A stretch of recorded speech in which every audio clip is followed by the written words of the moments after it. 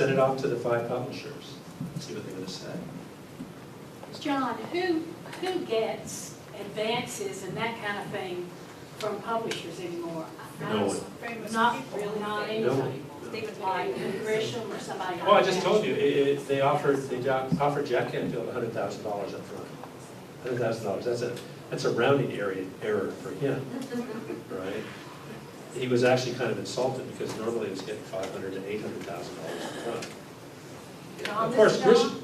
no, Jack Canfield. Oh, I'm sorry. But anyway, when people are getting book offers, they'll get $100, they'll get $500, they'll get $1,000, and that's it. And then you'll get a percentage of the sales. And then you just get a percent. Well, I'm not really trying to sell your product, but I don't want to do this stuff. I'm just, Yeah. you know, Well, and I would again, 10 times rather, John and I have got together several times on my book, and we like each other anyway, but we work well together, and he's put, you know, I have to work with, you know, he says, can we do the illustration this way? And so I talked to the illustrator and we make some things, and I would much rather do it that way, and yeah. of course, you're doing it as a business, and I do pay you some money, but it's a lot less. Very little money. Very, Yeah, but it's still, really good. I'll tell you what I'm doing for somebody right now. They came up with a great idea. I just don't deal normally with big children's books, right? It's just a thing. You're an exception. I like each other. But, let me, Rivers, I'll get ready in a second. But this woman came up with a great idea for a book on butterflies, and it's a 2nd grade reader book. And so I finally said, I don't want to really do it, but here's what I'll do. I'll do you a favor. I'm going to give you Fiverr. And then I'll give you the ability to call me and just not get yourself into trouble. In other words, I'm the sort of the person that she can ask to say, am I doing this correctly or am I doing it incorrectly? And she got a Fiverr person to do completely the whole 24-page book, full watercolors, typesetting it, formatting it, getting ready for the printer, everything, in Vietnam actually, for $640. And I had gotten a bid already from another artist. Does anybody know, is it Ching? That artist Ching? Anyway, $10,000 just for the illustrations. So, you know, I would agree with you that a lot of people don't like to do it. So that, you know, there's. Am I understanding you correctly to be suggesting that people should go through these services, get their manuscript in hard copy, and then send it directly to publishers? Is that what I'm understanding? And or you haven't mentioned agents at all. So Well, I'm confused about that. that's because agents make great part donors because they never use them.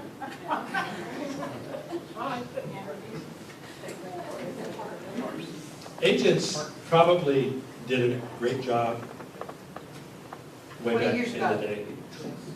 Back in the day. Again, you can get the agent book exactly like I got it. It's, you know, agents, I forget what even the title is, but, you know, and you can go through and you can send all the agents. They tell you exactly what they want, exactly how they want it. And, you know, it'll be one of 1,000 scripts that they receive. But I don't think that an agent is the way to go, personally. I have one, and I don't even use him. I mean, he's more of a friend than an agent now. But I have used him, but it came the same way. I mean, he went to he represents Jack Canfield, right? He can't get a deal, right?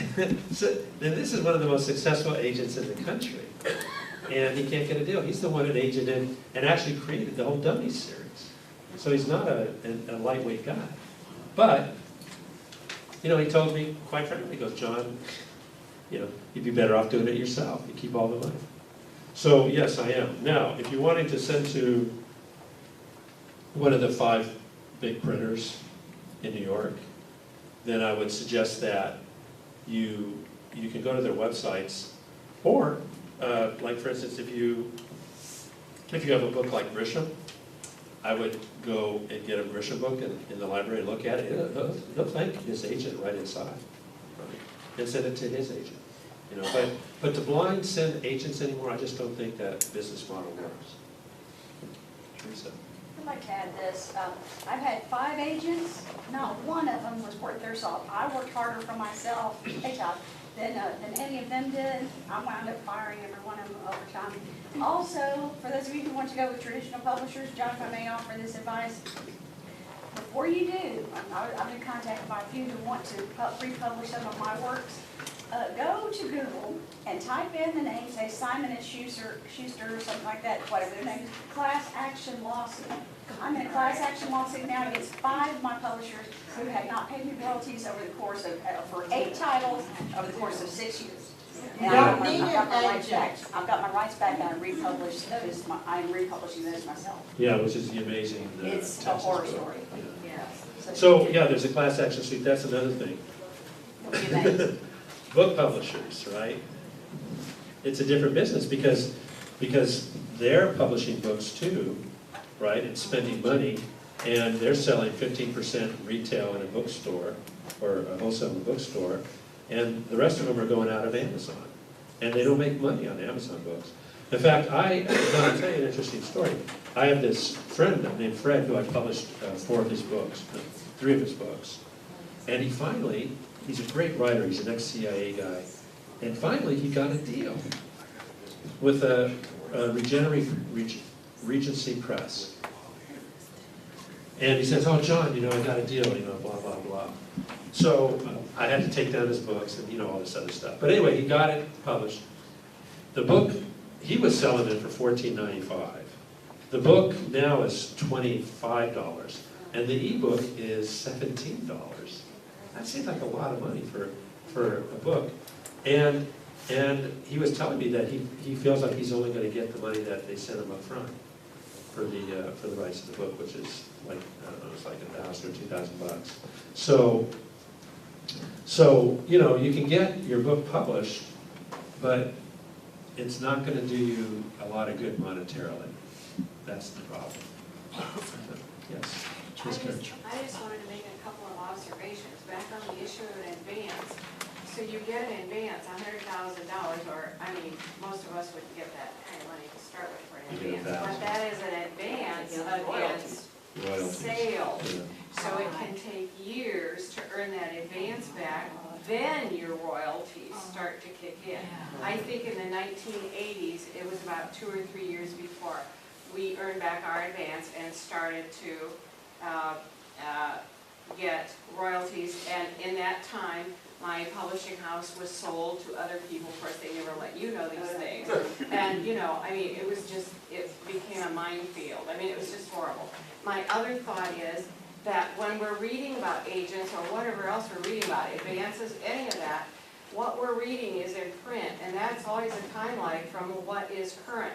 And so what we have in publishing now is this sea change in publishing that is not current with what we're always reading. So it gets very confusing. Well, what about agents? What about advances? All of this stuff that doesn't really help us focus, is my view of it. Well, it's true, and it is changing daily. Like CreateSpace just stopped doing all formatting. In the entertainment industry, which I was a part of until I moved here, actually, there was always, you know, when you saw the script, you got it in advance. And the rule was this: whatever you got in the advance, that was yours, because you aren't going to get another penny, because they'll figure out a way to not pay you anything. And so if they said, well, we'll give you 5% of net movie profits, right? We called those, and I hope I don't offend anybody, but we called them monkey ball points. Because we all know that monkeys have them, but we've never seen them.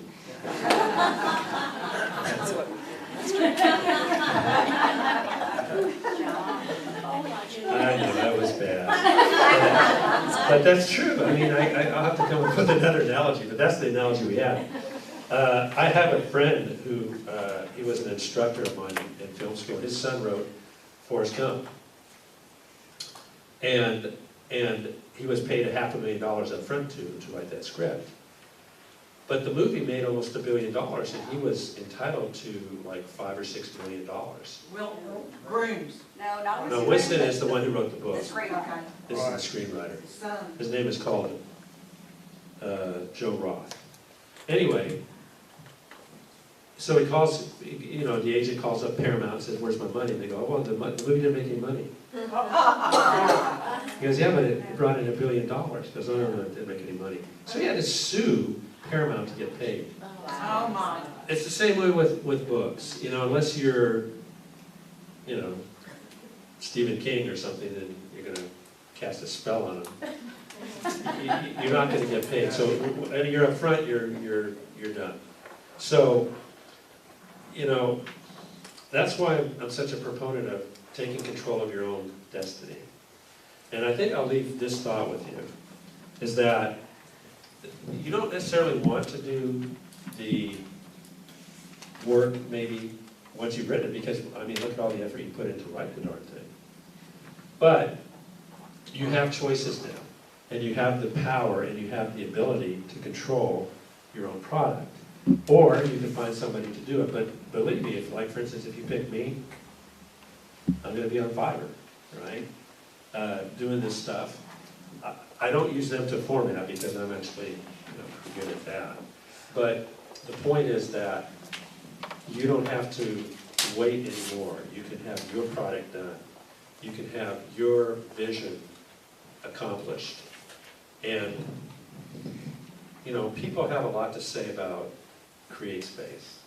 You know, that they're the evil CreateSpace that has ruined publishing. But I have just the opposite approach. I think CreateSpace is the greatest thing. And I don't get paid by them. I'm not, you know, in any way connected with them, except for one thing, and that's ideologically, and that is this. They have given the ability to everybody to publish their book. We, as authors, have the responsibility to publish a book that's the same quality as people expect books to be. So it's a two-way street. So in that sense, we've never had this opportunity in the history of publishing, ever. It's pretty amazing when you think about it. So I would like to invite you all to think about what you want to do. If you have a book ready, keep writing, and keep writing, Elizabeth, keep writing the mystery book.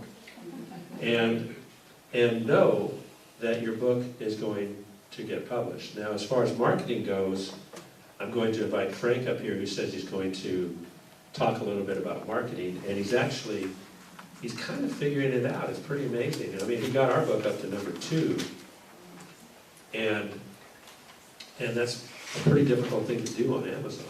It was like for 30 seconds, but we almost made #1. So I would like to thank you for the time in my spontaneous speech, and Frank, come up here and tell us about your marketing.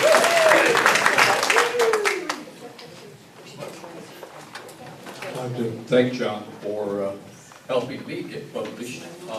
I had a book sitting around for 5 years, and John and I got together, I guess it was about a year ago, after a Penster's meeting, and sat down at lunch, and he said, "You want to write a book?" He said, "I'll show you how to write a book." He said, "What do you want to write?" We sat down and outlined over lunch, about an hour, probably wasn't even that long, a Western book. And he handed me the outline, says, "Okay, you get busy and I'll fill in wherever you get stuck." So we started writing, and about 60 days we turned out the book. And we sent it off to an editor, and had it edited, and then sent it off to a proofreader. And let me encourage you, if you're going to spend any money, spend it on editors and proofreaders. And you notice I said editors, plural. Sometimes it takes a couple of passes through to really get your book to look good. And John said it, I'll repeat it. Put out a quality product. And the way you tell if you don't have a quality product is your reviews. Either you won't get any, or the people will say, this book was full of grammatical and typos. That, you don't want them saying that about your book, because I know when I look for a new book to read on Amazon, I look to see what the reviews say. Okay? And I won't read a book that's got typos and routine, and I'll just set it aside and say, hey, this one's no good. That will affect your sales, and so that's why editors and proofreaders are worth the money you pay them. There's one caveat. Talk to some other people in here, find some decent editors. There are predators out there who claim to be editors. And you want to avoid those because they'll charge you lots of bucks, and you they won't improve your story one bit. Now, I really got up here to talk about marketing, so let me get to marketing real quick, and we'll go back to the book that John and I put together. We published it in August of last year. One of the things that we talk about as authors is having a platform. I'm not going to spend a lot of time on it, but I'll just mention it quickly. A platform is not just a presence on social media. It's got to be a press kit. So somebody says, you know, are you going to speak, or are you available to speak? You have a press kit already done to hand people. And a lot of you say, I don't know how to write a press kit. Fiverr. $5, they'll write a press kit for you. And Fiverr, Oh, $5, they'll proof it? they'll write one. You give them your bio, and they'll put it together in a form that a press release would expect to see. So what you want in that is a page of press release, a page of bio. It's usually written third person, and there are some formats in that. And if you look on there, the folks on Fiverr know what they're doing. They'll tell you, okay, for $5, I'll write you da da da da da da, and they'll tell you exactly what they're going to give you. So look at Fiverr. You want your own web page, and I have a web page for my books and a web page as an author, so that you've got to have a digital presence out there, and that's the first step in your marketing. If you don't have digital presence, what are you marketing?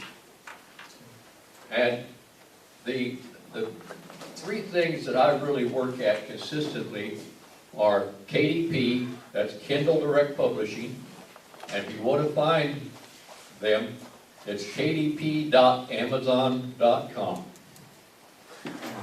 And that KDP does your ebooks. I use Amazon as my #1 advertiser. If you've got your book already published and it's on KDP, if you look at your bookshelf, which tells you what your books are on there, there will be a little yellow button over to the right side of the screen that says Promote and Advertise.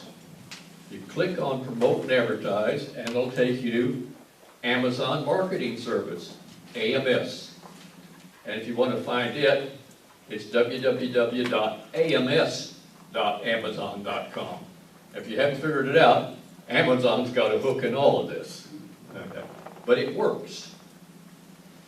I put ads up on Amazon so that when you go to look for a book on Amazon, and whatever book you put up, underneath it'll say, here are some other books in that genre.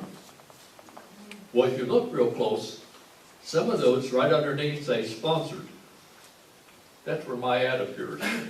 Every time somebody goes to look for the #1 selling Western book, either John's and my book, California Bound, or my second book, The Apprenticeship, show up on that page. And I can tell by what my book sales are, how effective those ads are. When we first published that book, I was spending money like a drunken sailor on about 20 different sites for PR. And our book did well, and then pretty soon I said, okay, but now I'm spending a lot of money. How effective are these things? So I literally stopped them all and started doing, okay, I'm gonna do this guy for 2 weeks, I'm gonna do the next guy for 2 weeks, and the next guy for 2 weeks. So I'd have some idea who was being effective. And I found out real quick, my best sources were AMS, Facebook ads, and BookBub.